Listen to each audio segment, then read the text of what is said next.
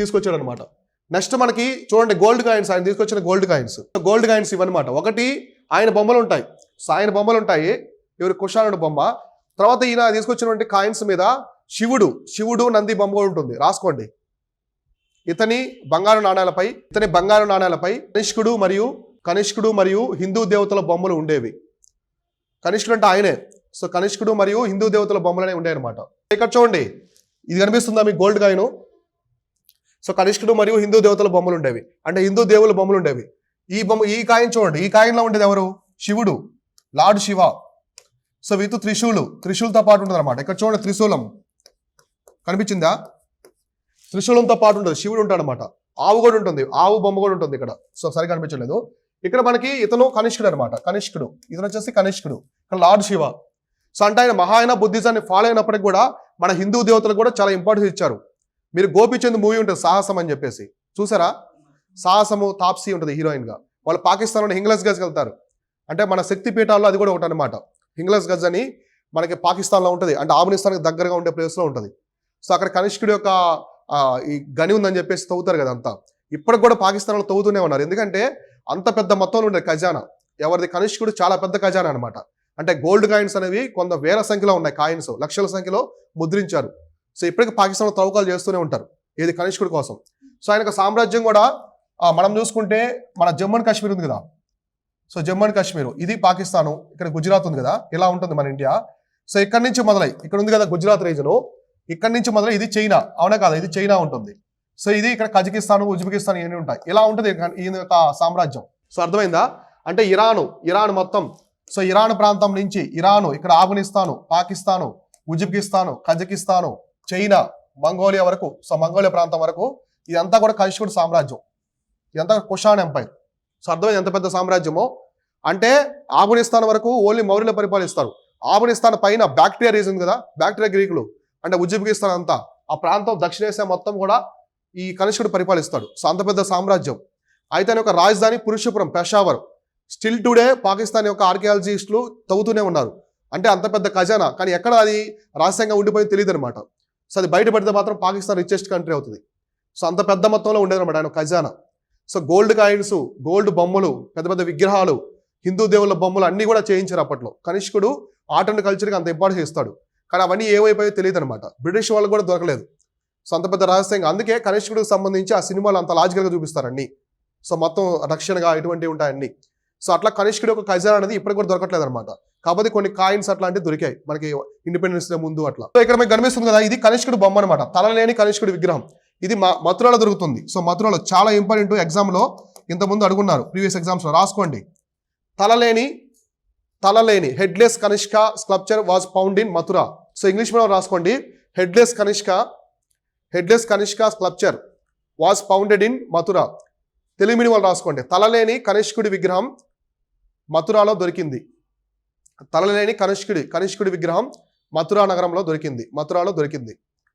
So ఈయన యొక్క బొమ్మ అనేది మథురాలో దొరుకుతుంది. ఇప్పుడు ఈ మ్యూజియంలో ఉంటుంది, నేషనల్ మ్యూజియంలో ఢిల్లీలో. సో హెడ్లెస్ కనిష్క అనమాట, హెడ్ ఉండదు ఆ బొమ్మకి. కనిష్క అని అలాంటి నేను కూడా అడిగా, నేను ఢిల్లీలో యూపీఎస్సీలో ఉన్నప్పుడు అడిగాను మరి మా ప్రొఫెసర్ ఎస్పి జైన్ అని, ఆయన ఆర్కియాలజిస్ట్. సేమ్ ఆయన అంటే ఆ రూపం అనమాట. సేమ్ డౌట్ నేను అడిగా అప్పట్లో, అది చెప్పగానే. ఏంటంటే ఆయనకు రూపం అనమాట, రూపాన్ని బట్టి వాళ్ళు దాన్ని తీసుకుంటారు. సో రూపాన్ని బట్టి తీసుకుంటారు అనమాట. ఇతను ఏ రాజు అంటే వాళ్ళకి డ్రెస్సింగ్ స్టైల్ కావచ్చు, వాటిని బట్టి ట్రీట్ చేస్తారు అనమాట, ఇతను కనిష్క అని చెప్పేసి. సో హెడ్లెస్ కనిష్క విగ్రహం ఎక్కడ దొరికింది? మధ్యప్రదేశ్ కాదు, మథురా. సో మథురాలో దొరుకుతుంది అనమాట. సో రెండు రాసుకున్నారు కదా. సో కనిష్క గురించి ఎక్కువ అడిగేది ఇవే అనమాట. ఎగ్జామినేషన్లో ఎక్కువ అడిగేది కాయిన్స్, స్కల్ప్చర్స్, వీటి గురించి అడుగుతారు కనిష్కుడికి సంబంధించి. సో నెక్స్ట్ చూడండి, next ruling over the regions of the silk route. So ఈయన టైంలోనే సిల్క్ రూట్ మొత్తం కూడా ఈయన కంట్రోల్లో ఉంటుంది, రాసుకోండి. సిల్క్ మార్గం. సో సిల్క్ మార్గం అనేది ఇది ప్రాచీన, సో ఇది ఏంటంటే ప్రాచీన వాణిజ్య మార్గం. సో వాణిజ్య మార్గం అనమాట. సో సిల్క్ రూట్ అనేది మనకి జమ్మూ అండ్ కాశ్మీర్ ఉంది కదా, సో ఇలా వస్తుంది అనమాట, ఇలా చైనా మీదకి వెళ్తుంది, ఇలా వస్తుంది. ఎక్కడి నుంచి అంటే మనకి రోమ్ నుంచి. సో రోమ్ నుంచి చైనా వరకు ఉంటుంది ఇది. సో యూరోప్ నుంచి చైనా వరకు ఉంటుంది అనమాట. ఈ సిల్క్ రూట్ మొత్తం ఇతని కంట్రోల్లోనే ఉండేది అప్పుడు. సో ఎవరైనా సరే ల్యాండ్ రూట్, అప్పుడు ల్యాండ్ రూటే కదా, సముద్రాలు షిప్స్ ఇవి తక్కువ. సో ల్యాండ్ రూట్ ఏమైనా రావాలంటే ఇతర రాజ్యం మీద రావాలి, ఎందుకంటే కనిష్కుడు రాజ్యం అనేది ఎంత పెద్ద మొత్తంలో ఉంది చైనా వరకు. సో అర్థమైందా? కాబట్టి ఇతను ట్యాక్స్ పే చేయడం ఇట్లా ఉండేది అనమాట. ఇప్పుడు సుయాజ్ కెనాల్ మీదుగా షిప్స్ వెళ్తున్నాయి, వాళ్ళు ట్యాక్స్ పే చేస్తున్నారు కదా, సో అట్లా. సో కాబట్టి సిల్క్ రూట్ మీద వెళ్ళేవాళ్ళు, ఈ సిల్క్ రూట్ అనేది ఇతర కంట్రోల్లో ఉండదన్నమాట. కాబట్టి రాసుకోండి, సిల్క్ మార్గం ఇతర రాజ్యంలోనే ఉండేదని రాసుకోండి. సిల్క్ మార్గం ఇతర రాజ్యం గుండా వెళ్ళేది, సిల్క్ వాణిజ్య మార్గం. అంటే మీకు సిల్క్ రూట్ అంటే తెలిస్తే రాసుకోండి, మామూలుగా ఇంగ్లీష్ మీడియం వాళ్ళు ఇదే రాసేసుకోండి. సో సిల్క్ మార్గం అంటే సిల్క్ వాణిజ్య మార్గం ఇతర సామ్రాజ్యం గుండా వెళ్ళేది. సో ఇప్పుడు చైనా వాళ్ళు తీసుకొస్తున్నారు కదా వన్ నేషన్ వన్ బెల్ట్ అని. So one nation one belt అని తీసుకొచ్చారు కదా, అంటే అన్ని కంట్రీస్ని కలుపుకుంటూ పోవాలని. అది దీని నుంచే ఇన్స్పైర్ అయ్యారు వాళ్ళు. అంటే అప్పుడు చైనా అనేది బాగా ఎవల్యూషన్ అవుతుంది ఈ టైంలో కనిష్కుడు టైంలో ఎవల్యూషన్ అవుతుంది బాగా, చైనా డెవలప్ జరుగుతూ ఉంటుంది. అందుకే చైనా నుంచి చాలా గూడ్స్ అనేవి అప్పుడు వెళ్తుంటాయి అనమాట సిల్క్ రూట్ ద్వారా. సో నెక్స్ట్ మనకి greater use of the saddles in horses riding, armour, turbans, trousers, helmets, long coats, better cavalry, Kushans contribution. So వీళ్ళ దాంట్లో మన భారతదేశంలో లేనటువంటి గొప్పదాన్ని సహకారంని వీళ్ళు తీసుకొస్తారు. ఎటువంటి సహకారం ఇచ్చారంటే మొట్టమొదటిసారి సోల్జర్స్కి హెల్మెట్స్, కోట్స్, మనం హాలీవుడ్ మూవీలో చూస్తాం కదా, గుర్రాలు, వాళ్ళ గుర్రం మీద వచ్చేసి అవన్నీ ఉంటాయి కదా కూర్చునే దానికి, మొత్తం ఇటువంటి మొత్తం సెటప్ మొత్తం ఎవరు తీసుకొచ్చారంటే మన భారతదేశంలో మొట్టమొదటిసారి కనిష్కుడు. సో కనిష్కుడు సోల్జర్స్ ఉంటారు, నేను ఇమేజ్ తీసుకురాలేదు. సో కనిష్కుడు యొక్క సోల్జర్స్ ఎలా ఉంటారంటే వాళ్ళు హార్స్ రైడింగ్ అనమాట, హార్స్ రైడింగ్ అనేది చేస్తారు. ఇప్పటికీ పాకిస్తాన్లో ఒక గేమ్ ఉంటుంది, చౌగాన్ ఒక గేమ్ ఉంటుంది. చౌగాన్ మీరు ఆ మూవీలో కూడా చూపిస్తారు. చౌగాన్ అని చెప్పేసి ఒక గేమ్ ఉంటుంది. చౌగాన్ అంటే ఏంటంటే, సో గుర్రం మీద ఉంటారు కదా, గుర్రం మీద ఉంటారు, అందరూ గుర్రాల మీద ఉంటారు. ఒక చచ్చిపోయినటువంటి గొర్రె ఉంటుంది, గొర్రె బొమ్మ, గొర్రె ఉంటుంది అనమాట, బొమ్మ కాదు అది, గొర్రె, చనిపోయిన గొర్రెని పట్టుకుని వెళ్ళాలి. పట్టుకుని వెళ్తుంటే ఇంకోటి వచ్చి పెరుక్కుంటాడు, తీసుకెళ్తాడు, గోల్ వేయాలన్నమాట. గోల్ చేస్తారు కదా, సో మన గోల్ ఫుట్బాల్ చేస్తాం కదా, అట్లా ఒక ప్రాంతం ఉంటే అక్కడ వేయాలన్నమాట. సో ఆ మూవీలో చూపిస్తారు కదా, సాహస మూవీలో, గోపీచంద్ మూవీలో. సో ఆ గేమ్ అనమాట, అంటే పోలో అంటారు, హార్స్ పోలో అని కూడా అంటారు దాన్ని. సో ఈ చౌగాన్ గేమ్ ఆడతానే కుతుబుద్దీన్ ఐబక్ చనిపోతాడు. సో కుతుబుద్దీన్ ఐబక్ చనిపోయేది ఈ చౌగాన్ గేమ్ ఆడతానే గుర్రం నుంచి కింద పడి చనిపోతాడు. సో అర్థమైందా? కాబట్టి అప్పట్లో ఈ గేమ్స్ అంటే క్యావలరీ, వీళ్ళకి అశ్వదళం అనేది చాలా బాగుంది అనమాట. సో ఆర్మీలో వీళ్ళు long coats, helmets, turbans, so soldiers turbans పెట్టుకుంటారు కదా, అంటే చుట్టుకుంటారు కదా ఇప్పుడు రాజస్థాన్ వాళ్ళు, అటువంటి టర్బన్స్ ఇవన్నీ ఎవరు తీసుకొచ్చారంటే కుషాను టైంలో తీసుకొచ్చారు. కాబట్టి రాసుకోండి, ఎలా రాసుకుంటారు ఈ పాయింట్, నేను తెలుగు వాళ్ళు చెప్తాను రాసుకోండి. సో ఇతని కాలంలోనే గుర్రపు స్వారీ, తలపాగా, పొడవైన వస్త్రాలు, పొడవైన కోట్స్ అంటారు కదా, పొడవైన వస్త్రం. ఇందాక చూసారు కదా కనిష్కుడి ఒక బొమ్మ ఎలా ఉందో, ఇందాక హెడ్లెస్ కనిష్క ఆయన ధరించినటువంటి బట్టలు చూసారు కదా, వీటిని బట్టి ఆయన కనిపెట్టారు అనమాట. సో వీటిని బట్టే అతను కనిష్క అని చెప్పేసి గుర్తించారు. ఎందుకంటే ఏ రాజు కూడా అట్లా వస్త్రధారణ లేదు మన భారతదేశంలో అప్పటి వరకు. సో అశోకుడు వాళ్ళందరూ కూడా సింపుల్గా మనకి మహాభారతంలో ఉంటాయి కదా, సో ధోతి పైన వస్త్రము, సో అట్లాంటి వస్త్రాలే ఉన్నాయి కదా రాజులకి. ఆ గౌతమపుత్ర శాతకర్ణి అందరికి కూడా ఇటువంటి long coats, helmets, armour, so Hollywood మూవీలో చూపిస్తారు కదా, సో కింగ్స్ అట్లా ఉన్నాయి అనమాట. సో కాబట్టి పొడవైన వస్త్రాలు, అశ్వదళము, తలపగడాలు రాసుకున్నారా. ఇంకా మనకి ట్రౌజర్స్ అనమాట, ట్రౌజర్స్ అంటే ఏంటి, ప్యాంట్స్ అంటారు కదా అటువంటి. సో ఇలాంటి బెటర్ కావాలంటే అశ్వదళం, ఇట్లా వాళ్ళు ఉండేవాళ్ళు. సో ఇందా మీరు చూసారు కదా, సో లాంగ్ కోటు, ఇటువంటి ఏ రాజుకు ఉండవు, ఇండియాలో ఏ రాజుకు ఉండవు అనమాట. ఒక కనిష్కకు వస్తాయి, కనిష్క దగ్గర నుంచి ఇవన్నీ వస్తాయి అనమాట. సో లాంగ్ కోట్స్ చూడండి, ట్రౌజర్ ఉంటుంది, సాలిడ్ మూవ్స్, ఆర్మరీ అంటే గొలుసులు ఉంటాయి చూడండి, అవన్నీ వేసుకుంటారు అంటే కత్తి తగలకుండా. నెక్స్ట్ పెద్ద హెల్మెట్ పెట్టుకుంటారు, ఇక్కడ ఆర్మరీ పెట్టుకుంటారు. మీకు గేమ్ ఆఫ్ థ్రోన్స్ అవి వచ్చాయి కదా, సో ఎపిసోడ్స్ వాటిలో చూపిస్తారు కదా, సో హీరో వేసుకుంటాడు కదా జాన్ స్నో, సో వాళ్ళందరూ వేసుకుని అట్లా ఉంటాయి, అటువంటి డ్రెస్సెస్ అనమాట. అటువంటి కల్చర్ని ఎవరు తీసుకొచ్చారంటే భారతదేశంలో కనిష్కుడు. ఓకేనా? సో నెక్స్ట్ ఈ పాయింట్ చూడండి, స్కాలర్స్ ఇన్ కోర్టు. సో ఆస్థానంలో ఉండే స్కాలర్స్ అంటే కవులు, ఆస్థాన కవులు అని రాసుకోండి. సో ఈయన ఆస్థానంలో ఉండే కవులు ఎవరు ఉన్నారు, సో ఈయన ఆస్థానంలో ఎటువంటి కవులు ఎవరు ఉన్నారు. సో చాలా మంది కవులను ప్రోత్సహిస్తాడు. కనిష్కుడు చాలా మంచి వ్యక్తి, మంచి గుణం కలవనటువంటి రాజు అనమాట అప్పట్లో. సో బుద్ధిజాన్ని కూడా చాలా ప్రోత్సహిస్తాడు. ఇక్కడ మీకు సామ్రాజ్యం కనిపిస్తుందా కనిష్కుడిది? సో ఇక్కడ ఉంది కదా ఈ ఏరియా, వారణాసి, పాటలీపుత్ర దగ్గర నుంచి ఇక్కడ చూడండి. సో ఇదంతా ఇక్కడ ఇంకా పైన ఉంటుంది, ఇది కూడా పరిపాలించాడు. వారణాసి, మథుర, పాటలీపుత్ర, ఇంకా పురుషపుర, ఇది క్యాపిటల్. సో ఇది పురుషపుర. ఇప్పుడు పెషావరు, బ్యాక్టీరియా చూడండి, బ్యాక్టీరియా ఎక్కడ ఉంది అంటే ఇది ఎక్కడో పైకి వెళ్ళిపోయింది ఇంకా. సో పైన అంటే ఎక్కడో మనకి ఏముంది, గ్రీకు సామ్రాజ్యం ముందు, సో గ్రీకు ముందు ఉంటుంది కదా, సిసిలీ రీజన్ ముందు ఉంటుంది కదా, అంటే జార్జియా కంట్రీ ఉన్నాయి కదా, సో ఆ పైకి అంటే మనకి ఉంది కదా, కాస్పియన్ సీ ఉంది కదా, కాస్పియన్ సముద్రం వరకు పరిపాలిస్తాడు. సో అంత పెద్ద సామ్రాజ్యం తీసుకొస్తాడు. ఇది చూడండి చైనా ఇదంతా.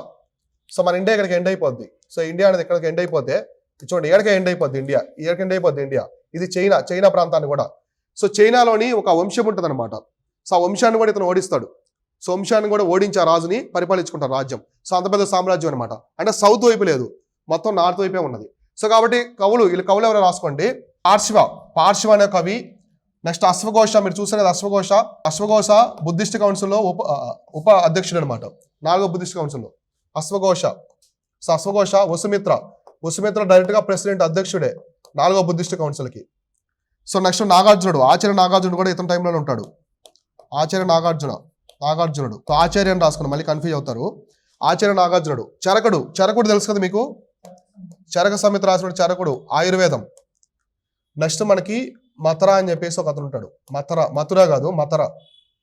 సో వీళ్ళందరూ కూడా కవులు అనమాట. అంటే ఈయన ఎక్కువగా కవుల్ని ప్రోత్సహించేవాడు. అంటే జ్ఞానం అనేది ప్రతి ఒక్కరికి అవసరము.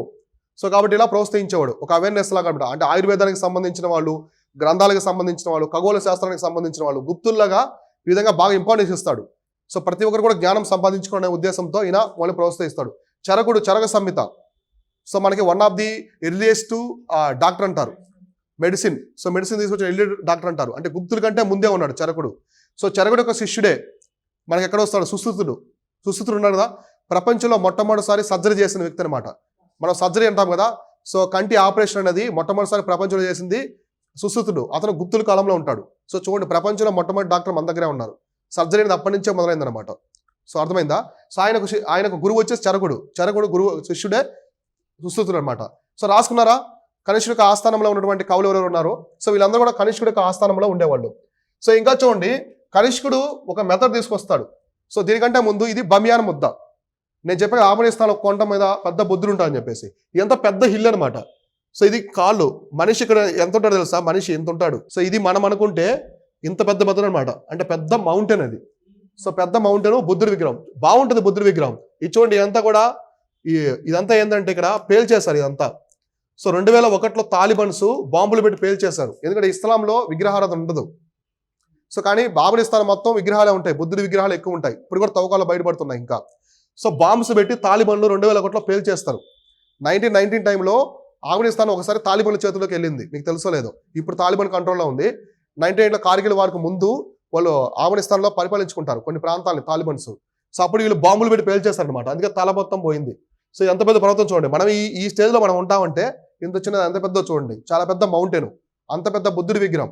సో బమియాన్ వ్యాలీ అంటారు. ఇందా మీరు రాసుకున్నారు కదా, తక్షశిల, హడ్డా, బమియాన్ అని చెప్పేసి ఆఫ్ఘనిస్తాన్లో రాసుకున్నారు కదా, గాంధార శిల్పకళ రాసుకున్నారు కదా. సో ఆ బమియాన్ వ్యాలీ ఇదే అనమాట, బమియాన్ వ్యాలీ. సో ఎక్కడ ఉంటుందంటే ఇది ఆఫ్ఘనిస్తాన్లో ఉంటుంది బమియాన్ వ్యాలీ. సో దీనికి వీళ్ళు పేల్చేసిన తర్వాత ఇమీడియట్గా 2001 ఆ టైంలో యునెస్కో వరల్డ్ హెరిటేజ్ సైట్ ఇచ్చారు. దీనికి యునెస్కో వరల్డ్ హెరిటేజ్ సైట్ ఇచ్చి దాన్ని ఇప్పుడు బాగా చేస్తున్నారు. ఇప్పుడు తాలిబన్స్ రూల్ చేస్తున్నారు కదా, లాస్ట్ ఇయర్ వాళ్ళు రిలైజ్ అయ్యారు. సో బమియాన్ బొద్ద అనేది మనకి చాలా ఆదాయం. సో టూరిస్ట్ ప్లేస్ ఇది, దీని ద్వారా ఆదాయం వస్తుందని చెప్పేసి మళ్ళీ బాగా చేస్తున్నారు నీట్గా. సో అంటే విగ్రహాన్ని బాగా చేయలేరు, కాకపోతే ఇక్కడంతా అవి పెట్టేసి పెద్ద పెద్ద బార్కెట్లు అవి పెట్టి బాగా మొత్తం ఫ్లోర్ అవి చేసి నీట్గా చేస్తున్నారు. సో టూరిజం డెవలప్ చేయడం కోసం. అంటే వాళ్ళలో కూడా మార్పు వచ్చిందనమాట. అంటే టూరిజం ద్వారా ఆదాయం వస్తుంది కదా వాళ్ళకి. సో అట్లా అనమాట. సో కాబట్టి ఇది బమియాన్ వ్యాలీ. ఇప్పుడు మనం చూస్తే కనిష్క టైంలో ఈయన ఒక సిస్టమ్ తీసుకొస్తాడు, సత్రప అనే ఒక సిస్టమ్ తీసుకొస్తాడు. సత్రప వ్యవస్థ రాసుకోండి. ఇతను సత్రప వ్యవస్థ తీసుకొస్తాడు. సత్రప వ్యవస్థ. సో సత్రప వ్యవస్థ తీసుకొస్తాడు ఇతను. సత్రప వ్యవస్థ అంటే సామ్రాజ్యాన్ని డివైడ్ చేసుకోవడం. సో కొన్ని ప్రాంతాలుగా డివైడ్ చేసుకొని పరిపాలించడం. పెద్ద సామ్రాజ్యం కదా, సామ్రాజ్యాలని డివైడ్ చేసుకోవడం. సత్రప అంటే ఎవరంటే సత్రప. ఇది సత్రప అనుకోండి. దీన్ని పరిపాలించే వ్యక్తిని సత్రపుడు అంటారు. సత్రపుడు తెలుగులో అంటే గవర్నర్ అని చెప్పేసి అర్థం. గవర్నర్ వైస్రాయ్ అంటాం కదా ఇప్పుడు మనం. సో గవర్నరు లేదా వైస్రాయ్ అంటాం కదా ఇట్లా. అంటే ఇంత పెద్ద మొత్తంలో రాజు చక్రవర్తి పరిపాలించాడు కాబట్టి సామ్రాజ్యాన్ని డివైడ్ చేసుకునేవాళ్ళు. కాబట్టి సత్ర వ్యవస్థను రాసుకొని పక్కన రాసుకోండి, కోళ్ళను పెట్టుకొని. సామ్రాజ్యాన్ని సత్రపాలుగా విభజించేవాళ్ళు. సామ్రాజ్యాన్ని సత్రపాలుగా విభజించేవాళ్ళు. సత్రపాలకు అధికారిగా సత్రపుడు ఉండేవాడు. సత్రపాలకు అధికారిగా సత్రపుడు, సత్రపైస్ అనేవాళ్ళు సత్రపాకి హెడ్ ఉండే. అంటే మొత్తం పేరు సత్రపానే ఉంటాయి. అయితే మీకు ఎలా అడుగుతారంటే ఇప్పుడు మనకి రుద్రమదేవి ఈ టైం ఉంది, నాయంకర సిస్టమ్ తీసుకొస్తారు రుద్రమదేవి వాళ్ళు. అలానే ఇతను సత్రప సిస్టమ్. సో అక్కడ వేరు, అది మిలిటరీకి వాటికి సంబంధించి ఉంటుంది. ఇక్కడ వచ్చేసి సామ్రాజ్యానికి, పరిపాలనకి. ఎందుకంటే అంత పెద్ద సామ్రాజ్యాన్ని పరిపాలించడం కష్టం కదా. ఇప్పుడు మనకి ఇండియాలో prime minister, states chief minister కాబట్టి మేనేజ్ అవుతుంది మొత్తం. ఒకే ప్రైమ్ మినిస్టర్ మొత్తం అక్కడ అరుణాచల్ ప్రదేశ్ నుంచి ఇక్కడ కేరళ వరకు చూసుకోండి కష్టం కదా. కాబట్టి అలా రాజ్యాన్ని వాళ్ళు డివైడ్ చేసుకొని పరిపాలించేవాళ్ళు. Next one, it was during the time of Buddhism began to spread to Korea and Japan.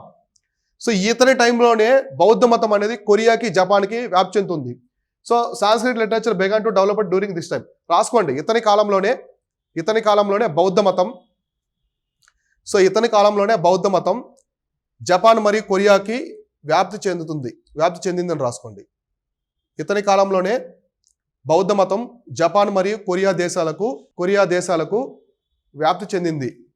So ఇప్పుడు జపాన్లో కొరియాలో మొత్తం బుద్ధిజమే ఉంటుంది. మీరు వెళ్తే ఎక్కువగా North Korea reasons, North Korea ఒకే పక్కన పెట్టేసేయండి.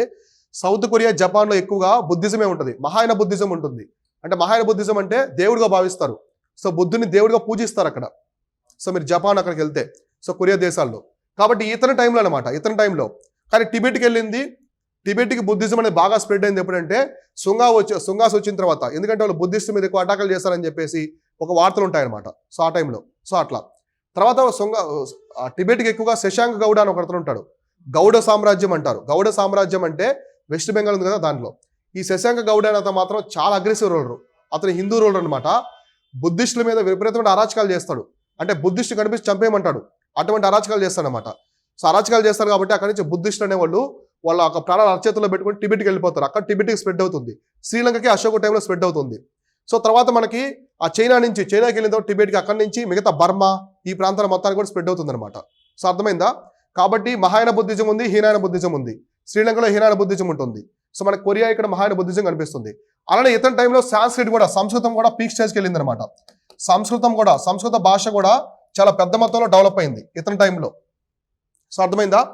సంస్కృత భాష కూడా బాగా డెవలప్ అయింది అనమాట. సో తర్వాత మనకి 4వ బౌద్ధ మండలం జరిగింది కదా, దీన్ని సంస్కృతంలోనే కండక్ట్ చేస్తారు. అంటే సంస్కృత భాషలోనే, మిగతా అన్ని కూడా పాలీ భాషకి ఇంపార్టెన్స్ ఇస్తారు. సో పాలీ ప్రాకృతం 4వ బుద్ధిస్ట్ కౌన్సిల్ మొత్తం కూడా సంస్కృతంలో కండక్ట్ చేస్తారు వీళ్ళు. సో అర్థమైందా? అంటే అర్థం ఏంటి? సంస్కృత భాషకి వీళ్ళు ఎక్కువ ఇంపార్టెన్స్ ఇచ్చారు. వీళ్ళ టైంలో ఉన్నదంతా కూడా సంస్కృత భాషే ఉంటుంది. అంటే మనకి శకా రాజవంశం తర్వాత మొత్తం సంస్కృతమే స్ప్రెడ్ అవుతుంది. సో ఇక్కడ నుంచి అనమాట అన్ని రాజవంశాలు సంస్కృత భాషనే ఫాలో అవుతాయి. సో మొత్తం అందరూ కూడా సంస్కృత భాషనే ఫాలో అవుతారు అనమాట. సో ఇక్కడ నుంచి ఈవెన్ మనకి రెడ్డి రాజులు కావచ్చు, కాకతీయ కింగ్డమ్ కావచ్చు, వీళ్ళందరూ కూడా సంస్కృత భాషనే ఫాలో అవుతారు ఇక్కడ కూడా. సో కాబట్టి ఈ విధంగా 4వ బుద్ధిస్ట్ కౌన్సిల్ కాశ్మీర్లో జరిగింది, సంస్కృత భాషలో జరుగుతుంది అనమాట. మహాయాన బుద్ధిజం కూడా ఇక్కడ స్ప్రెడ్ అయ్యేది. సో మహాయాన హీనాయన బుద్ధిజం కూడా ఇక్కడే విడిపోతాయి అనమాట. సో ఇలా కనిష్కుడు రూలింగ్ అనేది చేస్తాడు. సో అర్థమైందా? ఇది కనిష్కుడికి సంబంధించింది. సో దీంతో మనకేం కంప్లీట్ అయింది? Post Mauryan period. మౌర్య సామ్రాజ్యం తర్వాత పోస్ట్ మౌర్యన్ పీరియడ్లో ఏమేమి వచ్చాయి మనకి? ఫస్ట్ ఎవరు వచ్చారు? శుంగవంశం వచ్చింది. తర్వాత ఎవరు వచ్చారు? శాతవాహనులు. తర్వాత ఇండో గ్రీకులు. తర్వాత వచ్చేసి శకవంశం. తర్వాత కుషాణులు వచ్చారు. కుషాణుల్లో మేజర్ కింగ్ వచ్చేసి కనిష్కుడు. సో కనిష్కుడు కంప్లీట్ అయిపోయింది కదా మొత్తం. సో ఇలా అనమాట. సో దీంతో మనకి పోస్ట్ మౌర్యన్ పీరియడ్ అయిపోయింది. నెక్స్ట్ మనం స్టార్ట్ చేసుకుని వచ్చేసి గుప్త సామ్రాజ్యం. సో గుప్త సామ్రాజ్యం నెక్స్ట్ క్లాస్లో చెప్తాను. సో గుప్తా ఎంపైర్ అనమాట. సో గుప్తా ఎంపైర్ వస్తుంది. సో గుప్తా ఎంపైర్ తర్వాత వచ్చేసి హర్షవర్ధనుడు. సో హర్షవర్ధనుడు వస్తాడు. సో గుప్త సామ్రాజ్యం అనేది అంతరించిపోయిన తర్వాత ఎవరు వస్తారు? హర్షవర్ధనుడు. సో హర్షవర్ధనుడు ఎవరు ఓడిస్తారు? చాళుక్యాసు. సో బాదామి చాళుక్యాస్ అంటారు కదా, ఈ బాదామి చాళుక్యాసు. నెక్స్ట్ వచ్చేసి పల్లవాసు ఒకే టైంలో ఉంటారు. సో మనకి ఈ గుప్త సామ్రాజ్యం తర్వాత హర్షవర్ధనుడికి ఈ చాళుక్యాసు మధ్యలో ఒక పీరియడ్ వస్తుంది. దాన్నే సంగం పీరియడ్ అంటారు, సంగం ఏజ్ అంటారు, సంఘయుగం అంటారు, సంగం ఏజ్ అనేది కంప్లీట్ గా సౌత్ ఇండియాకి సంబంధించింది. ఇప్పుడు మనం చెప్పుకున్నంత కూడా నార్త్ ఇండియా, అవునా కదా? ఒక ఎక్సెప్ట్ శాతవాహనులు తప్ప ఈ హర్షవర్ధనుడితో నార్త్ ఇండియాకి సంబంధించి కంప్లీట్ అయిపోద్ది మనకి. ఓకేనా? మొత్తం ఈ సంఘవంశంలోనే 3 రాజ్యాలు వస్తాయి. ఒకటి చోళ, చేర, పాండ్య. వీళ్ళ గురించి వస్తాయి. లిటరేచర్ ఇంపార్టెంట్, ఇక్కడ ఎక్కువ లిటరేచర్ అనేది ఇంపార్టెంట్ అనమాట. సో హర్షవర్ధనుడు లాస్ట్ హిందూ చక్రవర్తి అనమాట ఉత్తర భారతదేశంలో. హర్షవర్ధనుడు తర్వాత ఇస్లాం వస్తుంది భారతదేశంలోకి. ఇస్లాం అనేది భారతదేశంలోకి వచ్చేస్తుంది 650 ఆ టైంలో. కాబట్టి హర్షవర్ధనుడితో లాస్ట్ హిందూ చక్రవర్తి అనమాట. తర్వాత వచ్చే చక్రవర్తులు రాజులంతా కూడా ఇస్లాం కిందే ఉంటారు. అది మిడివల్ ఇండియా అనమాట మొత్తం మనకి. ఓకేనా? సో తర్వాత చాళుక్యాసు, పల్లవాసు. దీంతో మనకి కంప్లీట్ అయిపోద్ది. ఏన్షియంట్ అనేది కంప్లీట్ అయిపోద్ది అనమాట. నెక్స్ట్ సో తర్వాత medieval India. So medieval India అనేది మనకి రాజపుతులు, తర్వాత ఇస్లాము, రాష్ట్రకూటాసు వీళ్ళతో మొదలవుతుంది. ఓకేనా? సో ఇట్లా అనమాట. దీంతో మనకి ఏన్షియంట్ హిస్టరీ కంప్లీట్ అయిపోతుంది. మనకి ఎంతవరకు అయింది? పోస్ట్ మౌర్యన్ వరకు అయింది. నెక్స్ట్ గుప్తా ఎంపైర్ 2 క్లాసెస్ పడుతుంది. నెక్స్ట్ హర్షవర్ధనుడు కొంచెమే ఉంటుంది తన గురించి. నెక్స్ట్ చాళుక్యాసు వీళ్ళ గురించి చాలా తక్కువ ఉంటుంది. పల్లవాసు ఆర్కిటెక్చర్ ఇంపార్టెంట్. సో హర్షవర్ధనుడు చాళుక్యతను ఓడిస్తాడు. పులకేసి 2 ఓడించి, యాక్చువల్గా హర్షవర్ధనుడు చాలా పవర్ఫుల్ రూలరు. అతను సౌత్ వరకు వ్యాప్ చేయాలనుకుంటాడు. కన్నూజ్ వచ్చేసి రాజధాని. ఆ దక్షిణ భారతదేశ ప్రాంతాలు కూడా ఆక్రమించాలనుకుంటాడు. ఆక్రమించాలనుకుంటానికి పులకేశి II వచ్చి అతను ఓడిస్తాడు. ఓడించి అతను రాజ్యాన్ని ఇండియా చేస్తాడు. సో చాళుక్య వచ్చేసి పల్లవాలో మనకి నరసింహవర్మ ఉంటాడు, మహేంద్రవర్మని చంపేస్తాడు. సో దానికి గుర్తుగా వాళ్ళ కొడుకు నరసింహవర్మని అతను చంపేస్తాడు పులకేశి IIని. దాంతో 2 వంశాలు అయిపోతాయి.